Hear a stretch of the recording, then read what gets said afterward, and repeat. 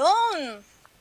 Tuloy po tayo dito po sa Welcoming Children with Diverse Backgrounds and Abilities. Ayan, syempre may abilidad din ng mga bata katulad sa nakikita natin dito sa ano niya no, sa PowerPoint niya, may mga naglalaro, may nagpi-paint, may nagda-dance, may gamit na instrument, may nagli-lead, may behind the scene. Yan, iba't ibang intelligence po yan. So, things to avoid in creating inclusive and supportive environment. Yan, number 1, avoid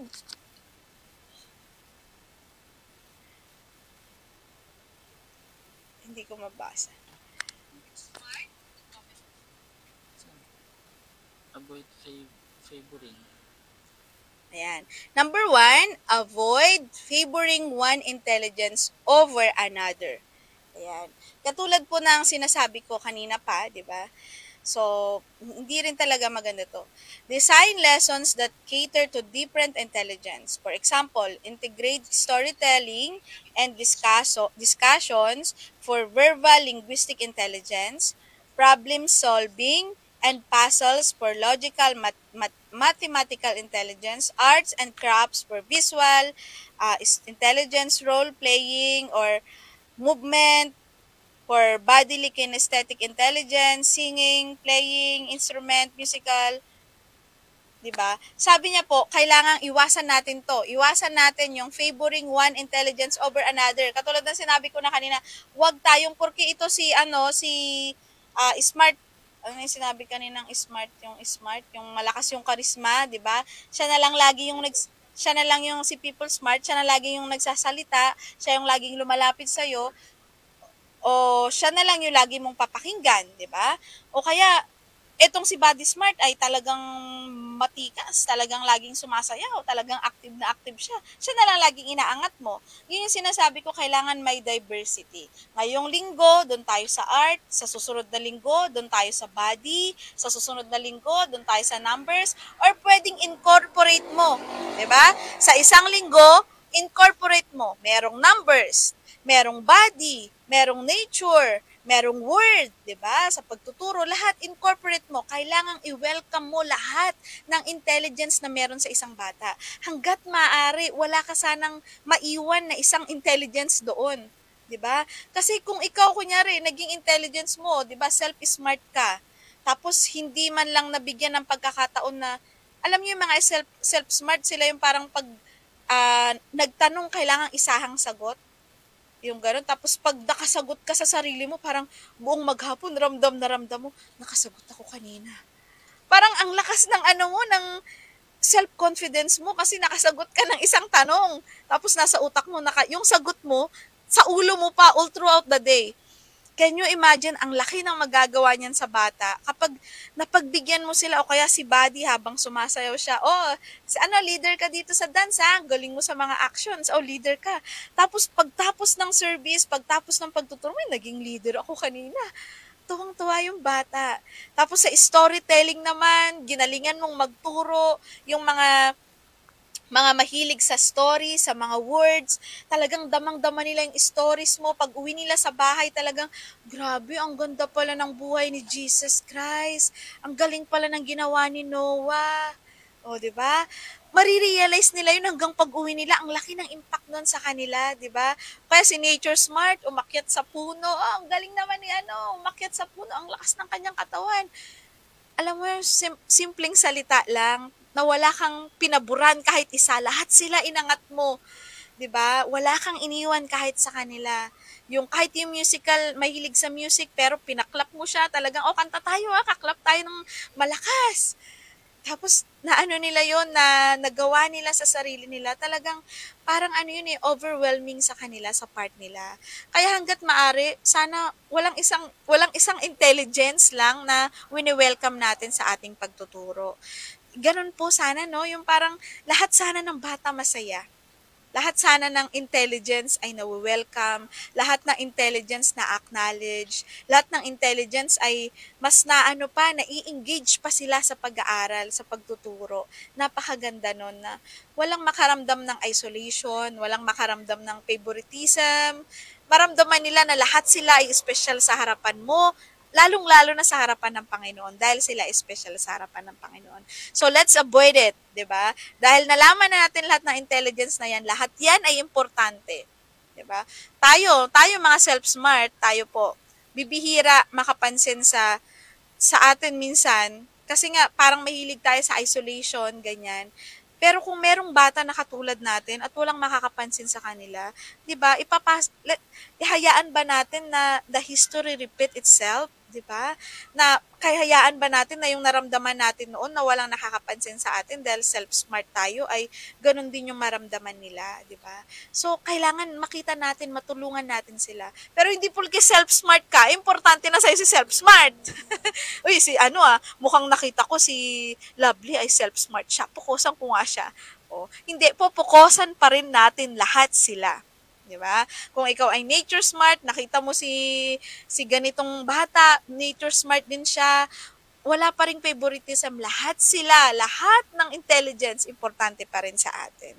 So, i-avoid natin yung favoritism talaga. Next po tayo. Hindi ayaw mag-next.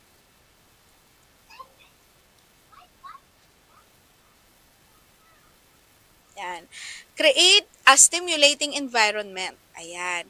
Arrange the classroom in a way that accommodates different learning preferences. So, provide visual aids, manipulatives, books, and musical instruments to engage different types of intelligence. Use colors, textures, and relevant props to enhance the learning experience. So, maganda po yun, no?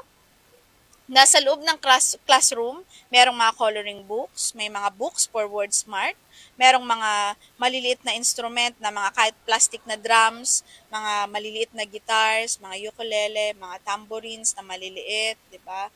Sa mga math smart, may mga cards ng multiplication, may mga cards ng numbers, 'di ba?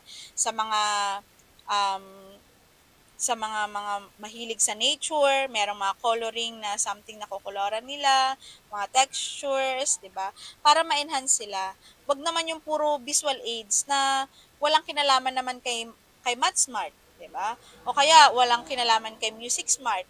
So, ang gawin pa rin natin is yung kahit na iba-iba yung intelligence ng mga bata. So, yung mga bagay na ibibigay natin sa kanila ay dapat may variation din, 'di ba? May diversity. Bagamat iba-iba ng tao sa loob ng classroom, ano pa rin, kailangan maabot natin silang lahat hangga't maaari, di ba po?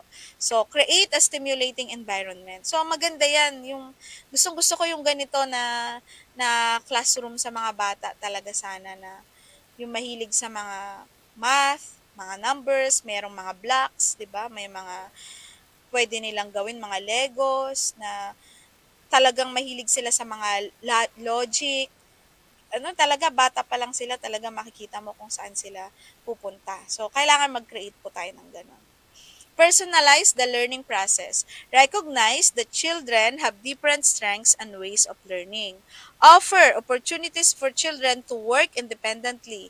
Intrapersonal intelligence and collaboratively, yung interpersonal intelligence. Encourage them to share their insights and perspectives during discussions and group activities. So tayo mga self-smart, kahit gusto natin na we work lang by itself, kailangang i-encourage pa rin natin sila na magkaroon ng interpersonal intelligence, yung EQ ba? Emotional quotient. Tapos, yung IQ, ano yung IQ? Intelligence quotient. Ayan, intelligence quotient. O, diba? So, meron yung malakas yung IQ, mahina sa emotional. O, diba? Meron naman yung malakas sa EQ. So, pero, bilang teacher, let us encourage the children or let us encourage the kid na kahit intrapersonal ka, ay kailangan maging interpersonal ka rin. 'Di ba? Makihalubilo ka rin. At hindi porke naman interpersonal ka ay hindi mo na kayang mag-isa. 'Di ba? Ganyan kasi yung minsan eh. Yung mga interpersonal, parang pag nag-isa na sila, hindi na nila kaya. Parang parang wala na silang magagawa pag wala silang kasamang iba, 'di ba? Pero Apat na yan. ang ano naman, ang ano naman yung mga intrapersonal, pag isinama mo sila sa grupo, parang wala na silang magawa, 'di ba? So kailangan maturuan natin sila na kahit mag-isa ka, kayanin mo, kahit interpersonal ka. At kahit intrapersonal intelligence ka, kailangan marunong ka pa rin makihalubilo sa iba. Kasi no man is an island, 'di ba? Kasi kailangan ano pa rin lahat ng bagay naman natututunan. Kahit yun pa yung intelligence mo, matututunan mo pa rin yan. So, iba't ibang intelligence, IQ, intelligence quotient, emotional quotient, social quotient, at adversity quotient. Ayan. Yan yung iba't ibang mga iba't ibang katalinuhan, 'di ba? Yung social quotient, this is the measure of your ability to build a network of friends and maintain it over a long period of time. O yan palang social quotient, sila yung may mga best friend forever. Diba? People that have higher EQ and SQ tend to go further in life than those with a high IQ but low EQ and SQ. Ayan. And then adversity quotient, the measure of your ability to go through a rough path in life and come out of it without losing your mind. Oh, adversity quotient. Parang adversity quotient, malakas din ako. Ay. At saka, ayun. Uy, maganda pala yung sunod na mga quotient na yan, di ba?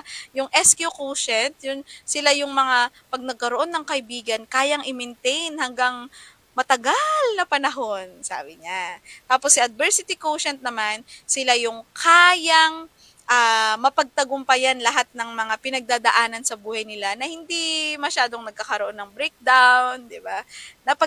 Masyadong nagiging resilient sila, kahit na parang they can go with the flow. Kahit na mahirap, kahit rough yung alon, they can go with the flow, mga SQ. Ayan.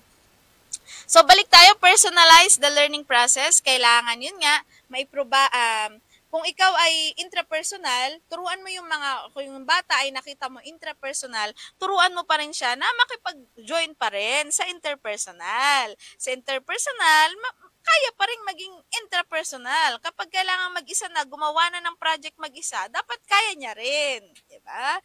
Yan. Encourage them to share their insights and perspectives during discussion and group activities. Mag-isa niya, kaya niyang magsalita, may grupo siya, kaya niyang magsalita. Kaya niya maging masaya kahit ano yung situation, di ba? Kahit anong process yung mangyari, kaya niya. Turuan natin yung bata na maging ganun sila, di ba? Kayang tanggapin nila. Yan.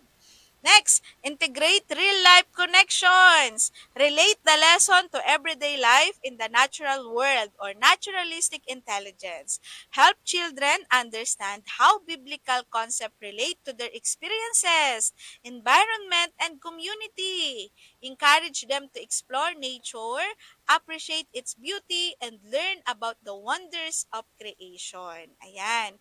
So, kailangan yung mga tinuturo natin sa kanila, na ita-transfer mo to real life, 'di ba? Yung mga bata natuturuan mo sila ng yung mga nababasa nila sa Biblia, yung mga tinuturo natin sa kanila ay nare-relate mo sa situation ngayon, 'di ba? Maturuan mo sila na ma-explore yung mga bagay-bagay sa paligid, yung nature natin, yung kagandahan ng mga bagay na nilikha ng Panginoon. Kailangang makita nila yon, ma-realize nila. Lalo na po ngayon na ang mga bata ay namumuhay na sa mga internet na lang, sa mga gadget. Puro na lang kung ano yung napapanood nila sa TV, mga Singing Monster, mga Roblox, mga Minecraft, mga Code M, mga puro laro na puro gadget na lang, may kinalaman na ayaw na nilang lumabas. Kaya please teacher, turuan natin sila na mahalin pa rin ang tunay na mundo, 'di ba? Mahalin nila kung ano yung nasa paligid nila, yung nature, yung totoong nature, 'di ba? na mahalin nila yung kung ano yung nakikita sa paligid, 'di ba po? Ayan, kaya sana no mabalanse po natin mga teacher. Tayo mga nasa church, sa bahay pananambahan tayo mga teacher ng Panginoon. Maturuan natin yung mga bata mabalanse, ma-appreciate ang lahat. Kasi puro ngayon nakikita nila laptop, cellphones, TV, iPad, 'di ba, mga tablet.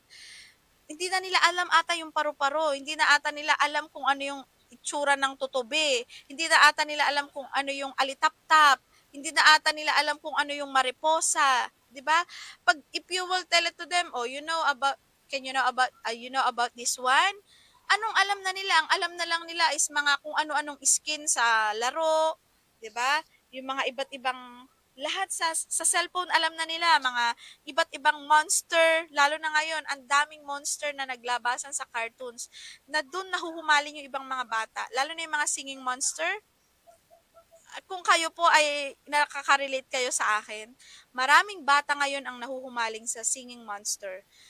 Alam kong makikita nyo lang yung mga singing monster, iba't ibang mukha ng monster, pero gustong gusto ng mga bata. Can we snatch them to that sa mga panood na ganyan, 'di ba? Please, tulungan po natin ang mga magulang. Kung pwede, sana matulungan natin sila ma-snatch yung bata sa mga bagay na yan. Ibalik natin sila sa totoong buhay kung nasaan tayo ngayon. 'Di ba? Katulad ni Jesus na nagkatawang tao siya, naging totoo ang kanyang buhay nung pumunta siya dito sa lupa. Na hindi lang basta sa Diyos na tinitingala, bagkus hinayaan niya na maranasan ang totoong buhay, makita ang totoong buhay, ang realismo ng buhay, 'di ba? So sana sa mga bata ganoon din, makita nila ang realm ng buhay, 'di ba? So ganoon din sa pagtuturo natin, ituro natin kung ano yung totoo, 'di ba? Yung mga biblical stories natin, ipakita natin kung ano yung mga yon sa panahon natin ngayon. Allow for reflection and application. Provide time for individual reflection and self-assessment. So, intrapersonal intelligence. Encourage children to connect the lesson with their own lives, think critically about its meaning, and apply it on their actions and interaction. Importante po yan sa mga bata na ma-encourage natin sila makapag-connect doon sa mga bagay na tinuturo natin. Po nauunawaan nila, naiintindihan nila ano yung nararamdaman nila at ano yung dapat i-apply nila sa kung ano yung nararamdaman nila. Kailangan um, lubos nilang maunawaan, maging critical yung kanilang pananaw. Pag yung sa mga tinuturo mo, lubos nilang maunawaan yung sitwasyon, 'di ba? Parang si Sarah nga sabi niya, nung pinatugtog yung may pinuntahan kaming isang lugar, may pinatugtog na Titanic, yung kanta ng Titanic kasi may kumanta sa videoke, Titanic.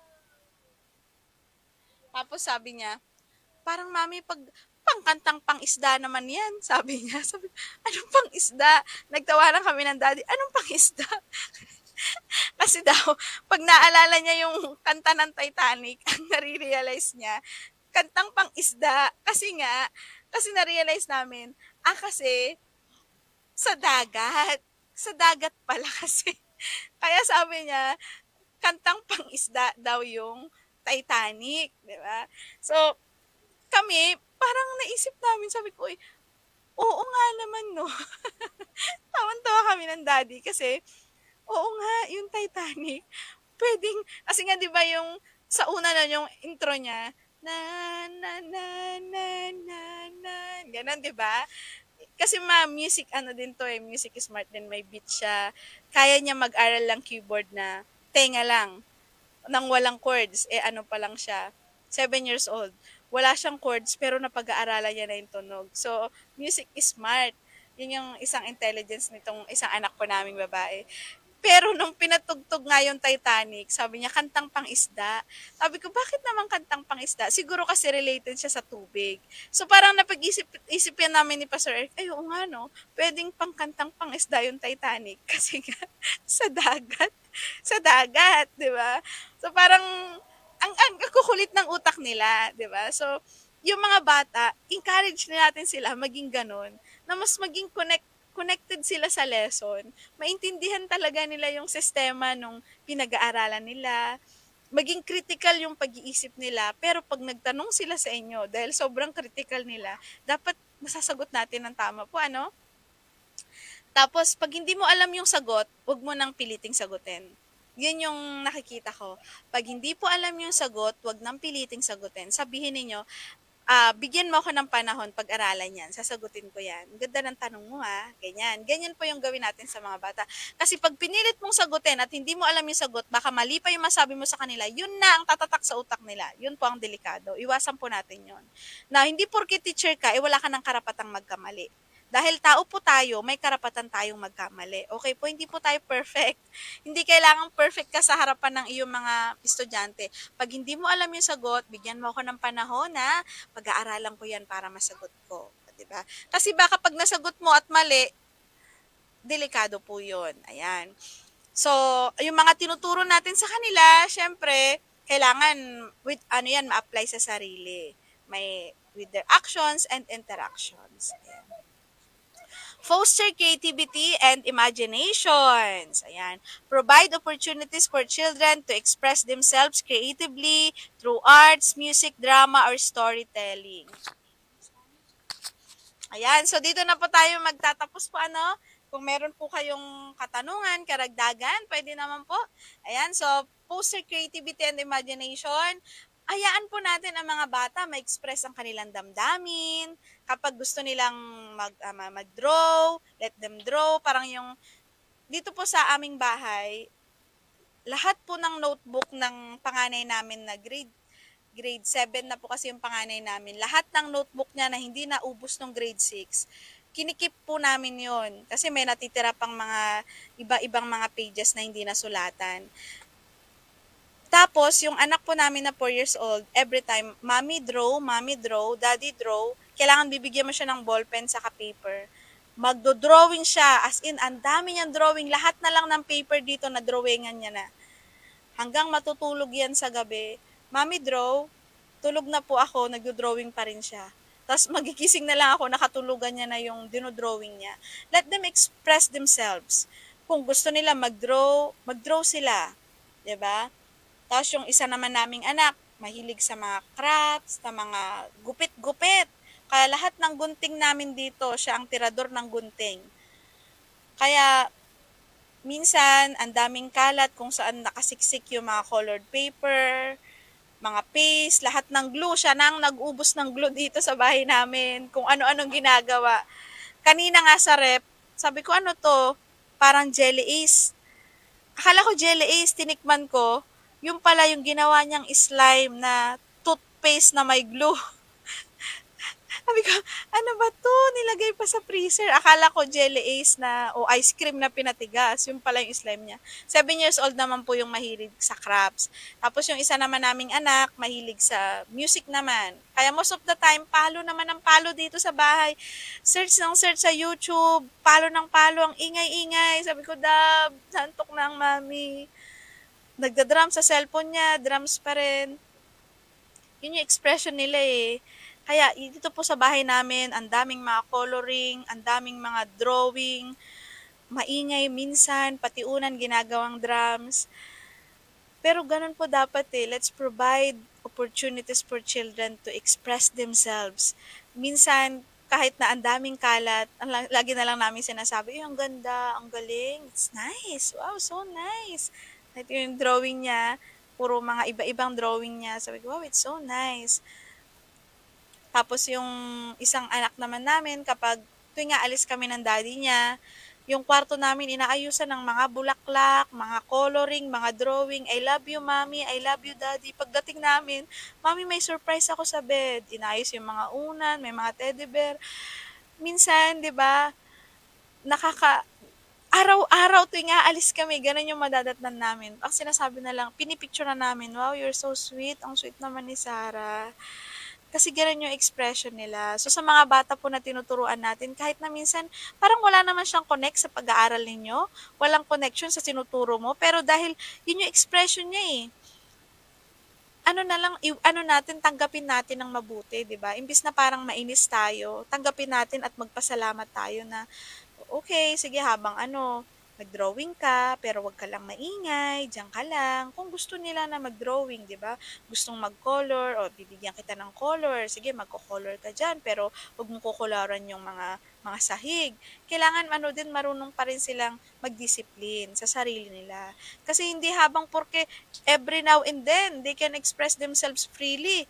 Nandun pa rin tayo mga teacher na magtuturo sa kanila kung ano po ang dapat nilang gawin.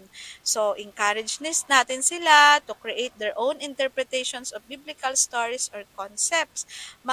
Kailangan meron silang kalayaang magsalita ng natutunan nila o ano natutunan nyo sa ating pag-aaral, anong nailagay sa puso ninyo sa ating pag-aaral. Nag-enjoy ba kayo mga bata sa ating pag-aaral ngayon? Opo, teacher. Masaya ba kayo sa ating pag-aaral? Opo, teacher. Oh, 'di ba parang kailangan meron talagang dynamics eh. May climax kada pagtuturo natin sa kanila na kailangan na i-express nila. O ngayon, oras na para tayo ay sumayaw, kumanta sa pinag-aralan natin o magpuri tayo sa ating Panginoon. 'Di ba? O ngayon naman, gagawa tayo ng drama. Ikaw si ganito, ikaw si ganyan. 'Di ba? Parang kahit na ikaw teacher, parang pagod na pagod ka na. Yun kasi yung calling mo eh. Yung kasi yung ministry natin, di ba? Parang kailangan talaga, ganun talaga. Pag yun talaga yung passion mo at calling sa'yo ni Lord, parang gawin na lang natin ng excellence natin, 'di ba? Na may excellence, 'di ba? Na yung ginagawa natin para sa Panginoon. Hindi lang tayo basta nagtuturo, pero talagang yung kakayanan natin, yung abilidad natin, yung talento natin, depende sa level ng kakayanan na kinagalob sa atin ng Panginoon. Ibigay na natin, itodo na natin talaga sa ministry na ibinigay ni Lord sa atin. Oh, that's all for today.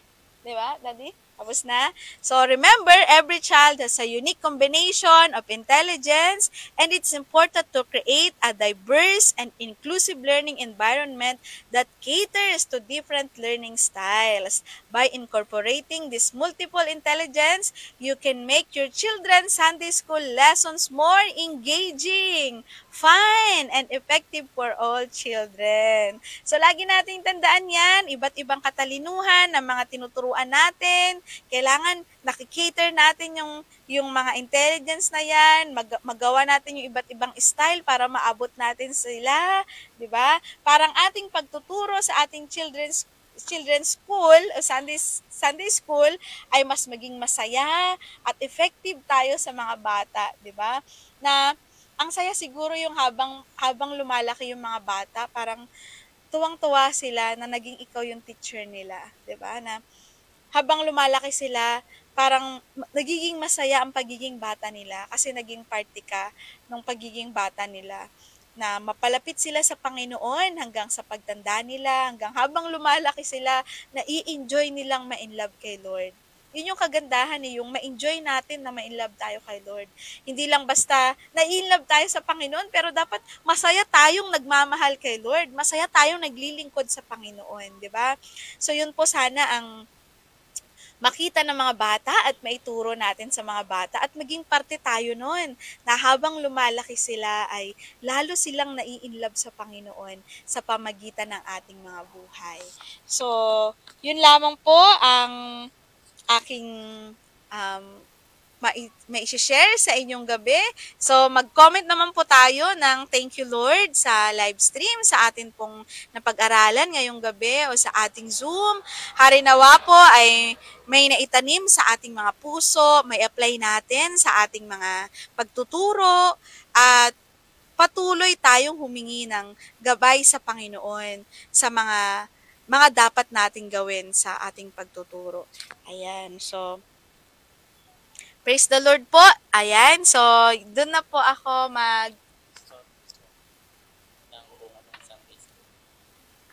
Diyan ka. Ayan. So, dito po sa aking pagtatapos, meron pong isang kwento. Ayan. Ito po ay si Benjamin Carson. Ayan. Is an acclaimed American neurosurgeon and former politician. He grew up in a low-income neighborhood in Detroit and attended the local church Sunday school. Despite Facing numerous challenges, including poverty and lack of academic success early on, Carson attributed his transformation to his faith and the lesson he learned in Sunday school. He went on to graduate from Yale University and become a renowned neurosurgeon, specializing in the separation of conjoined twins. Carson served as the director of pediatric neurosurgery of Johns Hospital and has received numerous awards for his contributions to medicine. So, ito po, example din nito, ang isang bata din na nag-aral sa Sunday school, 'di ba? Wala silang masyadong kakayanan sa makapag-aral lang maayos. Lack sila sa lack sila sa financial, 'di ba? Lack sila sa kakayanan na makapag-aral. Pero guess what? 'Di ba? Ang batang ito ay hindi hindi hindi nakita sa kung ano yung kulang sa kanya. Kaya sa pagtuturo natin sa mga bata, wag natin silang maliitin kung ano yung nakikita natin sa kanila ngayon na itong batang to gusgusin to, itong batang to ano to baka walang maabot to, ganyan tahimik lang. Pero grabe, 'di ba? Parang ito tignan niyo sobrang mahirap ang kanilang buhay, lack of academic success early on, pero nagtapos siyang uh, neurosurgeon, 'di ba? Ang dami pang pwedeng mangyari sa buhay nila. Kaya kung ano man ang nakikita natin sa kanila ngayon bilang bata, hindi magtatapos diyan. Kaya yung season na yan, gawin natin yung the best natin na pagtuturo sa kanila along the way, 'di ba? Makikita ninyo may ginagawa ang Panginoon sa buhay nila.